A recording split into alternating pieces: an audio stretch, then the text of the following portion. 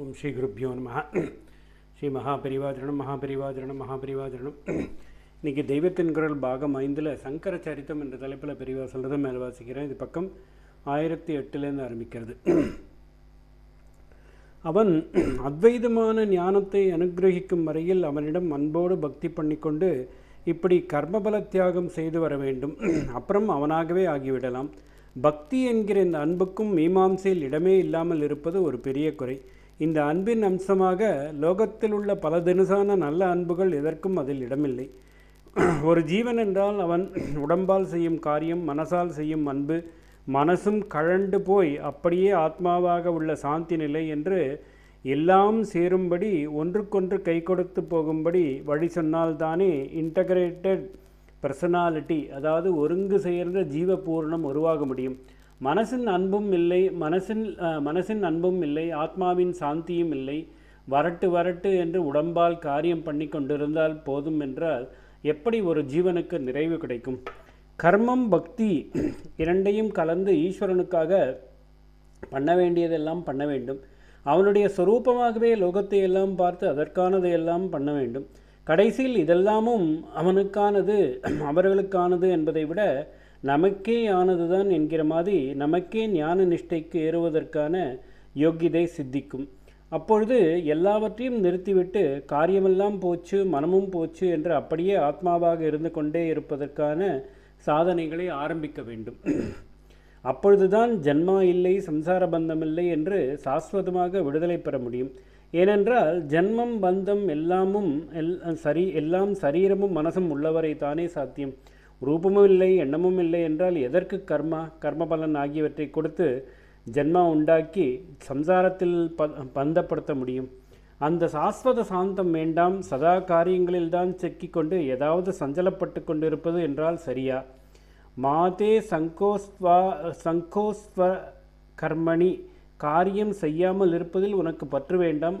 அதாவது காரியம் பண்ணிக்கொண்டே என்று பகவான் சொல்லவில்லையா என்றால் இது ஆரம்ப கட்டத்தில் இருக்கும் சாதகனுக்கே சொன்னது. இத்தனை காலமாக ஜென்மமாக இந்திரிய போகங்களுக்காக இவன் ஓயாமல் காரியம் பண்ணிக்கொண்டே இருந்தவன் திடீரென்று நிறுத்து என்றால் எப்படி முடியும்? காரியத்தை விட்டுவிட்டு ஞானியாக சந்நியாசியாக இப்போவே நான் ஆகிவிடுவேன் என்று நீ நினைத்தாலும்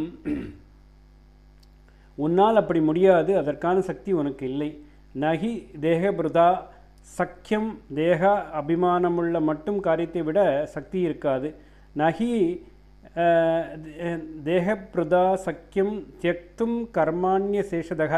இந்த ஸ்டேஜிலேயே விடுவேன் என்றால் உடம்பு காரியம் பண்ணாவிட்டாலும் மனசு பழக்கப்பட்ட அந்த இந்திரிய போக காரியங்களை பண்ணி பார்த்து கொண்டே தான் இருக்குமே ஒழிய அடங்கி பிரசாந்தமாக இருக்காது.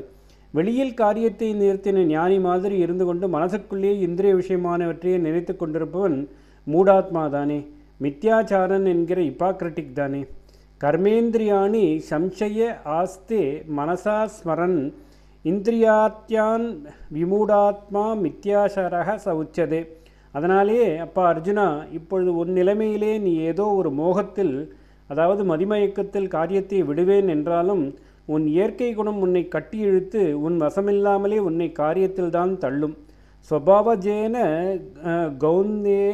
கௌந்தேய நிபத்தக ஸ்வேன கர்மணா கர்த்தும் நேச்சசி என் மோகான் கரிஷ்யஸ்யவ ஷோ அபிதத். அதனால்தான் உன்னை இப்பொழுது காரியத்தை விட வேண்டாம் என்றது. ஆனால் இப்படியே இஷ்டப்படி பண்ணாமல் சாஸ்திரப்படி பண்ணு என்கிறேன். பற்றோடு பண்ணுவதை விட்டு பற்றை விட்டு பகவத் அர்ப்பணம் பண்ணு என்கிறேன். தத் குருஷ்வ மதர்ப்பணம். இப்படி பண்ணிக்கொண்டே போனேயானால் தாமரையிலை தண்ணீர் மாதிரி பாவம் உன்னை தொடாமல் இருக்கும் நிலை வரும். லிப்யதே நச பாப்பேன பத்ரமிவாம்பஷா. இப்படி அவனவனுக்கும் சாஸ்திரோக்தமாக வாய்த்த கர்மாவை நிஷ்காமியமாக பண்ணி பலனை ஈஸ்வரனுக்கு அர்ப்பித்ததானால் அப்புறம்தான் அவனுக்கு ஞான யோகத்தில் பிரவேசிக்கிற யோக்கியதா சித்தி ஏற்படும். ஸ்வகர்மணா தம் அப்யஷ்ய சித்தின் விந்ததி மாணவக. இது சின்ன சித்தி. இதற்கும் அப்புறம் காரியத்தை விட்டுவிட்டு ஞான விசாரமே பண்ணி கொண்டு போகும்போதே சாஸ்வத மோட்சமான மகாசித்தி சித்திம் பரமாம் என்பது கிடைக்கும். நைஷ்கர்மிய சித்தியும் பரமாம் சந்நியாசே நாதி கச்சதி. ஒரு காரியமுமில்லாத நிலையே அந்த பரமசித்தி. அதை ஒருவன் சந்நியாசியாக ஆகி அடைகிறான் என்கிறார். ஆக காரியம் பண்ணாமல் மனசை அடக்கி சாந்தமாக இருக்க மனுஷர்களுக்கு பக்குவம் போதாதால் தான் சாஸ்திரோக்தமான சகல காரியமும் பண்ணி அந்த பக்குவத்தை பெறும்படி பகவான் சொன்னாரே தவிர அதுவேதான் முடிவு என்று சொல்லவே இல்லை. சாதனா மார்க்கத்தில் ஏற விரும்புகிறவனுக்கே காரியம் உபாயமாகிறது. அவனே ஏறிவிட்ட பிறகு சமம் என்பதாக காரியங்களை ஒழித்துவிட்ட நிலைதான் உபாயமாகிறது என்று ஸ்பஷ்டமாக சொல்லியிருக்கிறார். ஆரூரோக்ஷர் முனேர் யோகம் கர்ம காரணம் உச்சதே யோகாரூடஸ்ய தஸ்யைவ சமஹ காரணம் உச்சதே. சகல கர்மமும் ஞானத்தில் போய் அடங்கித்தான் பூர்த்தியாகிறது. சர்வம் கர்மாக்கிலம் பார்த்தே ஞானி பரிசமாப்யதே. ஞானிக்கு காரியம் கிடையவே கிடையாது. தஸ்ய காரியம் ந வித்யதே என்று தீர்மானமாக முத்தாய்ப்பு வைத்து சொல்லிவிட்டார். ஓம் ஸ்ரீ குருப்யோர்மஹ. ஸ்ரீ மகாபரிவாஜனம் மகாபரிவாஜனம் மகாபரிவாஜனம்.